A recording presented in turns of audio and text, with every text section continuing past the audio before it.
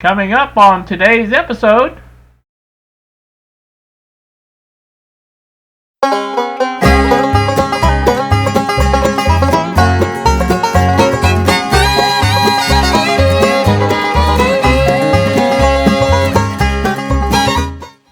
good Monday afternoon to you all, YouTube. It is 1:28 now in the PM on this bright and sunny day. Another nice day here in Seymour. Happy about that. Not happy about other things, but this is not one of them. This is my my little experiment into doing a mini IT12 or T4 Heathkit type case. It's basically the same shape, same. It's a scale model of the original, but it is basically the same thing. And what I've done it for, what I'm making it for, is our BDST signal tracer series. And I say series because we're going to have a new model of that coming out here very soon. And it's going to be a deluxe version. Going to have some extras in it, and one of the things we're going to be supplying, and it's not going to be this one. I'm going to flash up a picture of the actual one it's going to be, and you'll see on the front of the grill, it's a different grill. This one, I don't know how well you can tell. This is a weave. These go, goes in and out, and this one didn't turn out too good, and this one was messed up. So I didn't like that at all, but it's usable. It's not like it's terrible. But again, like I say, I did a redo of this, and if you look at, like I said, if you look at the picture that I flashed up, you'll see that our logo is on here, and that's going to be nice, I think. And the rest of it's pretty much the same. I've got a back on it. You can see the back there. It is all screwed on. Now, it will not include all of the holes, and they will not be drilled perfectly. I'm going to try to do the speaker holes once we get the new speakers in. Those are supposed to arrive today. They will, like I said, be full frame. They are square frame with a round speaker, just how speakers are. But those are supposed to be here today in the mail, and kind of waiting on those. And once I get those, I will set holes in the one you're looking at the picture of. The one you saw the picture of is actually in Tinkercad, so it's not done yet. Obviously, I'll put the holes in the plastic as it's printed, and they will end up like these holes here. Now, what these holes are for is one for the volume pot / on-off control. The other one's for an LED, and the last one is for the input for your probe. So that's how that is. Now we're leaving these holes just as they are. These are basically undersized, with the exception of maybe the LED, but even it probably you'll want to put some kind of holder for the LED in there, and those have to be reamed out a little bit. But like I said, the plastic is very, very well easily to ream out or re-drill or whatever you want to do with it. Now on the back, the holes for the back itself are drilled, or are drilled. They're made. There is holes in here, and basically what you do is you put the back on it, and you take your little Sharpie and you go through each one of the holes and mark it where it goes, and then you can drill your holes in there to whatever size that you want. I have a certain size that I like to use for my stuff, because I have a lot of these computer screws, and I know you guys, I've shown them to you before, but they're basically the ones used to screw the motherboard in, things like that on a computer, and the size of them is just perfect for these. I always drill a pilot hole of 1.5 millimeters to get the hole, make sure I've got it lined up where I want it at. And then I take a 2.5 millimeter drill and go through it a little bit more, and these fit perfectly in that, and they will self-tap. I've got one of the screws that has basically a self-tapper on it, and I run it through run down into the thread or the black plastic and make some threads, and then screw the regular screws back in, and that makes for a good, nice, solid case.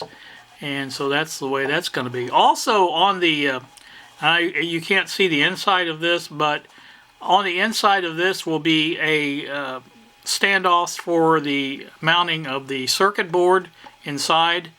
I think the way it's going to work is the BDST 2 deluxe model will be able to fit on the bottom of this, but I'm also going to include some standoffs for the side of this, so the larger BDST 1 can fit in this as well. So it will be kind of a multi-purpose type case where it could be used for either one. And like I said, this is just part of our added value that we're going to be going with on the website. These will be available for free, basically. There's no cost involved. But like I said, it will be the STL files. And if you have or know of someone who has a 3D printer, you can print your own case just like this. And they will include, like I said, the entire thing. And now this one is going to be painted. I've got my my black paint over there, that matte paint. I'm going to paint that with either that or gray, and I'm not really sure if I've got the gray to do that. But I wanted to kind of match the IT12 T4 look. And this one's going to get painted a beige color here because that's the way the grill cloth is on the T4. And like I said, that's what we're going to do with that. And I am going to make one up completely. Now, the one with the logo that I showed you on the in the picture, I'm gonna do one of those as well. I'm going to paint our logo the correct colors of black and red, and see how that looks. And I think that's going to turn out pretty sharp, actually. And I'm really kind of impressed with the way that worked out. There's an online program that you can use to convert PNG files, which that logo was a PNG, and you can convert those right into a STL file, and then import them into Tinkercad. And it comes the way they come out, they're really small, but you can zoom in enough to get them to make them any size you want. And once you resize, well, you can see how that one looks. It looks just fine. So there you go. There's a look at that. So that's what's going on there. Now, my rant part of this. I wanted to have, I should say, some more work done on the power supply, but that did not work out. You guys may recall I mentioned buying a transformer, a little PCB mount transformer on eBay last week. And I think I paid $7.07, something like that, shipped supposedly. Well, you know, I kept waiting for them to ship it, you know, because it tells you right there on eBay that it's been shipped or it hasn't been shipped or whatever, and it never was shipped. So today I contacted the seller. I said, has this been shipped? I said, you know, you advertise expedited shipping. I said, that's not really doing a very good job of it. And he finally took him up most of the day to respond, but he did respond and say, well, they lost it. This is not the first time I've heard that excuse, and it's a lame excuse. So they had more than one of them. Either they sold too many of them or something, but whatever the case is, I don't get it. So that's not the end of the world, obviously. They sell them other places. This is a Triad transformer, and they do have them at DigiKey. Now, DigiKey only wants $5 and something for them, but then you have to pay shipping from DigiKey for that. So, you know, it's going to be probably close to $10 for it, but that's what I'll end up doing because that's the one I want, and that's the one I planned on using, and so I will do that. So that's the way that is. Now, the part of the rant that I want to go on is eBay. Now, Bill was mentioning it's a purchaser's or a buyer's market on there, but it's not always. And this is one of those cases. Now, the guy, you know, was nice enough. He offered, you know, a refund, or he says I could look in his store and see if there's something else that I want instead of that. They did have some other stuff there, but I didn't really want to spend all day looking through their store for something I already bought. And so I basically just told him to give me a refund. I'll go to DigiKey and get one, you know, that I know is going to get here. So. And I also put in there, don't count on good feedback. But here, that's the sad part about that. The sellers now when they have a situation like this, you don't get a chance to give a feedback, because what they do is they cancel the sale, they refund your money, and it's like it never happened. So there's no way that you can leave any negative feedback. So that really sucks on eBay's part. I don't think that's the way to do it. I think there should be a legitimate way of giving legitimate negative feedback. And this guy did have some negative feedback. It's not a lot, but he wasn't 100%. He was 99.7, 99.6, something like that. But anyway, and I'm not saying he's a bad seller, but at the same time, I flashed the picture up there. This is the guy, and Fred Sanford and Son or something like that. That's what he goes by. But it just, I wasn't going to leave a negative. I was going to leave a neutral and tell the story that, he didn't have it and I got a refund. But, because, to me, I wasted, almost a week on waiting for this. And, he didn't have the balls or whatever you want to say to just tell me out front that, hey, we don't have it, I'll refund your money. That's what they should have done up front. And I wouldn't have been half as mad, and could have went ahead and got the now I've wasted a week on that. Now I have to wait another whatever days it takes for DigiKey to get here. So I'm out all my time doing that, and there's no recourse as far as leaving a bad feedback for the guy. So it's just sad to say the way eBay is. They don't have it right. They're far from it.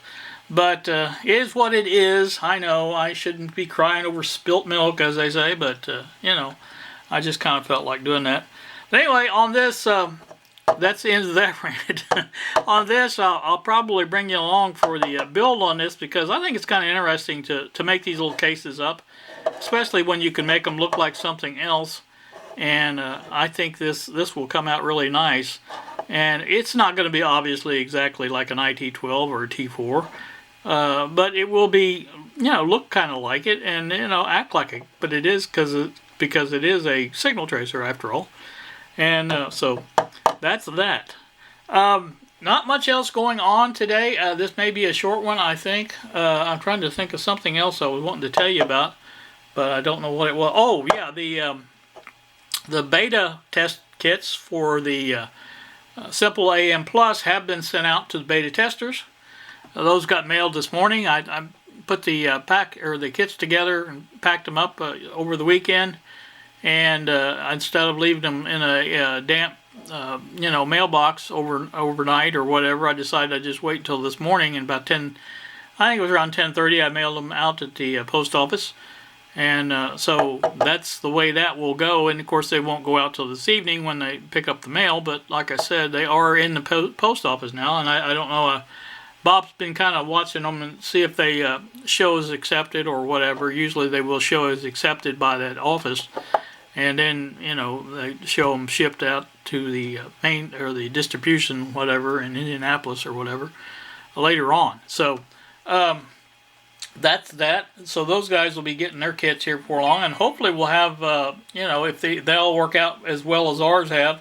And I say as well as mine did. The second one, mine worked out perfectly. And I'm just thinking the first try at mine was a bad component, because I had put that together before on the older board, which was basically the same same components and same layout, and it worked fine then. So it was just obviously a bad component, I would think, and that can happen to anybody or any place, anytime. So you hope it doesn't happen, but sometimes it does. So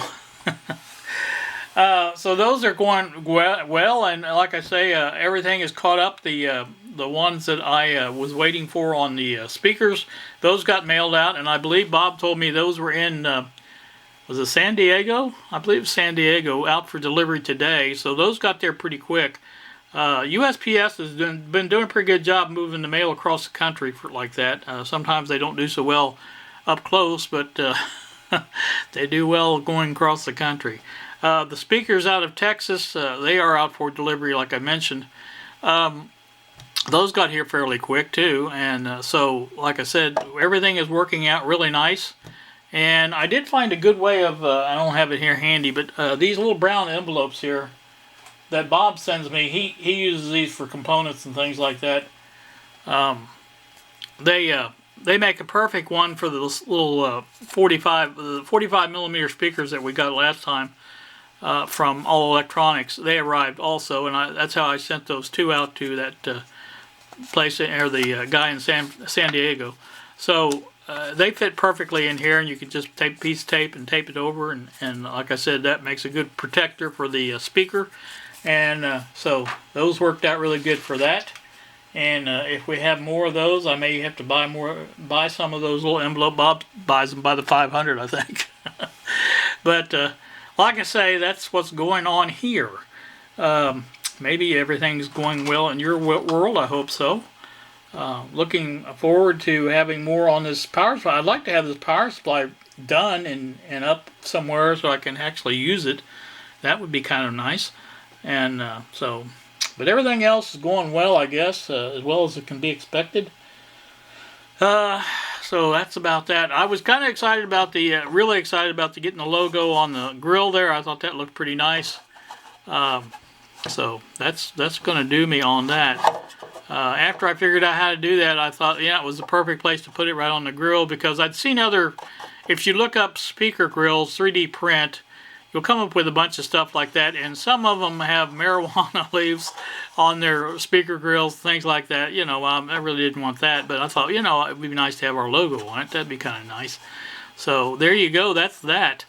This I forgot to mention. This hole here is for the power outlet, and we will be changing. The deluxe model will have a little more flexibility, I guess, about it. It will have a connector like we've used on the power supply there for the pots. JST type connector that has the three things on it to where it goes right up to the pot, and they can be located off of the board that way. And I will probably do something similar for the power and maybe the speaker. I'm not really sure yet for sure, but I've been have to talk to Bob about that and see what he thinks. But that way we can mount the, like I said, that for the BDST1, it's going to have to mount on the side. That's the only place that's big enough to actually house it. And I was wanting to get a board, but I'll do it later on and see exactly how that was going to work out. But I can add standoffs, like I say, to make it move away from these inner things here. I've come up. Let me take this apart real quick, and I'll cut this out, but I'll show you what I got in here.